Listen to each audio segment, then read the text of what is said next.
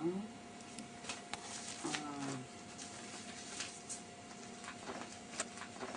then, oh yeah, the movies.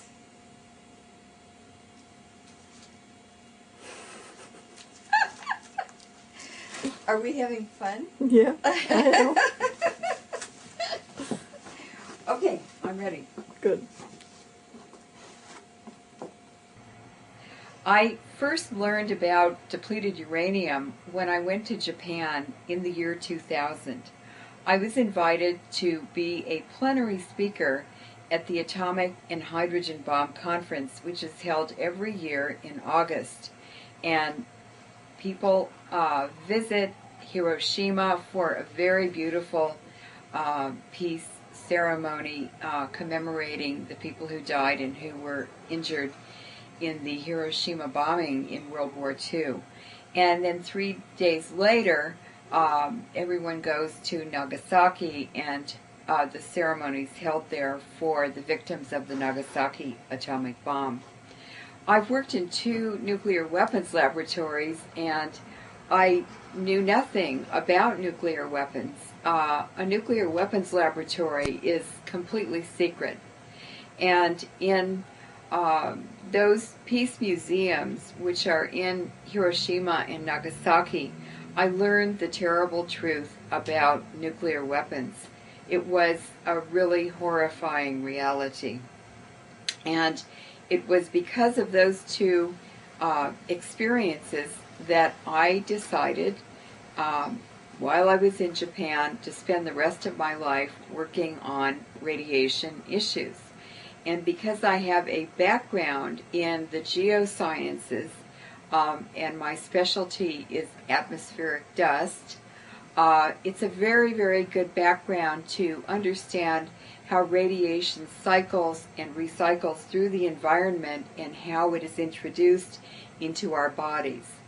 And in Hiroshima, I met Akira Tashiro, a Japanese journalist who works for the Chugoku Shimbun newspaper in Hiroshima, which is very famous for writing stories about radiation, and also the journalists there have published a number of books not only about radiation survivors, they call them hibakusha, but also not just the radiation survivors in Japan, but survivors from other exposures and bomb testing in other parts of the world, like the Marshall Islands, Tahiti, Kazakhstan, where the Russians did atmospheric testing, and even the French did nuclear bomb testing in the southern Sahara Desert in North Africa. It's called the Sahel. And the Chinese did their bomb testing in the Gobi Desert. So what is depleted uranium? I had no idea until I met Akira Tashiro in Hiroshima. And he had written a series of 50 interviews with all of the stakeholders involved in the depleted uranium issue. And that was the beginning of my awareness, and then I began doing research as soon as I came back on radiation issues. Akira Tashiro asked me to write the foreword to his book, Discounted Casualties. And this is what I wrote. Which is worse, flash annihilation by nuclear explosions or slow mutilation from low-level radiation, the result of radioactive contamination of the air, water, and earth essential to life, because depleted uranium is nuclear war.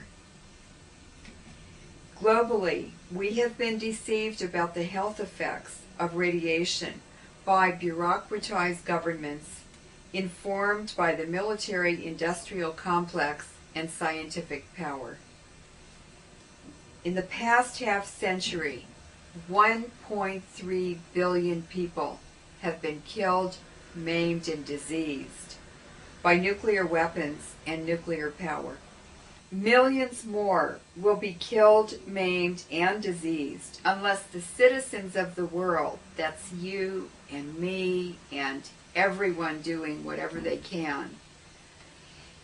Demand an end to the proliferation of nuclear weapons, nuclear power, nuclear waste, and the new radiological weapons, depleted uranium. We're pulling the rope of our own death knell. And we have to thank the soldiers for their patriotic duty serving their country. But in fact, these soldiers, our sons and our daughters, are knowingly being sent off to the radioactive battlefields, and they are being turned into uranium meat. Depleted uranium is a death sentence. There's no way to stop it, there's no way to clean it up, and there's no way to turn it off. The half-life of depleted uranium is 4.5 billion years, the age of the Earth. And it takes 10 half-lives for radiation to diminish to an insignificant amount. That's 45 billion years. We will be recycled stardust by then. So, how did the idea of depleted uranium originate, and who in the world would ever dream up such a mad plan to make weapons out of uranium? Everyone knows uranium is very dangerous. In fact, during World War II, there were plans not only to make the atomic bombs, but also to make a defoliant like Agent Orange that could be used to kill the vegetation in a country and cause starvation to the civilian population. And the plan for depleted uranium weapons, which actually are poison gas weapons, radioactive poison gas weapons, was also proposed, in addition to the atomic bombs. However, the scientific power and decision makers under the Manhattan Project decided that the Agent Orange type of weapon and the depleted uranium weapons were too horrific to use on civilian populations. However, they thought the atomic bombs were acceptable. That's quite incredible. But I guess in a war, the gloves are off, and people do pretty crazy things. The problem with radiation is that it's a boomerang weapon. And so once you release it into the environment, it may go drifting off that way, but pretty soon, a week or two later, it goes around the planet and it's back in your backyard, and you're inhaling it, and babies are being exposed to it, and the unborn fetus is being exposed to it, and it has done a terrible, terrible, terrible tragedy on our planet to global public health and the health of the environment. The first blueprint for depleted uranium weapons is a memo to General Leslie Groves from the S1 Poison Gas Committee under the Manhattan Project. And this was a committee chaired by James Conant, who had designed poison gas weapons in World War I. Now, in 1925, the Geneva Convention passed the Poison Gas Protocol, which prohibited poison gas weapons because they're indiscriminate. They kill civilians, they drift off of the battlefield, they continue to act after the battle is over, so they violate international law. Despite that, the proposal was, under the Manhattan Project in 1943, to use the radioactive trash from the atomic bomb project and make dirty bombs, dirty missiles, and dirty bullets. And depleted uranium, which is a metal, can be used as warheads in bombs and missiles and also in projectiles like bullets and larger caliber munitions, such as the munitions used in Abrams tanks. So this was the plan. They were fully aware it was a radioactive poison gas weapon, and they proposed it for use on the battlefield despite the illegal nature of the weaponry. Fortunately, they never used it. Unfortunately, they did use atomic bombs. However, in 1943, when they proposed using depleted uranium weapons, they didn't know if the atomic bombs would work.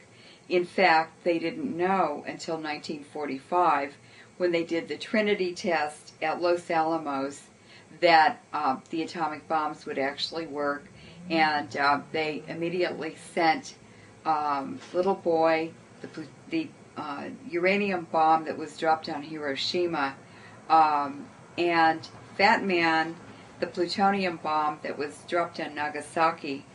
They sent them by fast boats out into the Pacific, and they were assembled on the islands out there, and then dropped on the civilian populations in Hiroshima and Nagasaki. This is the fallout map from the nuclear weapons testing, which the United States did at the Nevada test site. And this nuclear weapons program was developed after World War II because the United States government wanted a nuclear weapons program, since the bombs had worked so well on Hiroshima and Nagasaki. And the result of this fallout, which is primarily depleted uranium, because the bombs have a very small plutonium core, and the bulk of the bomb is tamping made from depleted uranium to reflect the fast neutrons back into the plutonium core and make the fissioning process or the explosion more efficient. And so it's been very under-recognized, in fact quite hidden, that most of bomb testing fallout, which polluted the entire global atmosphere, is actually depleted uranium. And as a result of all of this bomb testing fallout, we have an epidemic, a global epidemic, of cancer, diabetes, obesity, chronic fatigue syndrome, Parkinson's, Lou Gehrig's disease, Hodgkin's disease. Many, many diseases are related to radiation exposure. And cancer is really just the tip of the iceberg. And the greatest impact, of course, is on the unborn babies and on newborns. They are extremely sensitive to radiation poisoning, and we had huge increases in infant mortality and also fetal death. A second exposure after the fallout, when the U.S. stopped testing bombs in 1963, Russia and the United States signed the Partial Test Ban Treaty and ended atmospheric testing. But what replaced the fallout from atomic bomb testing was nuclear power plants.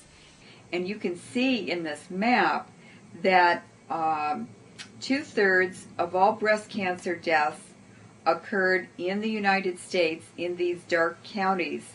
And this is a direct correlation to nuclear power plants and nuclear weapons laboratories.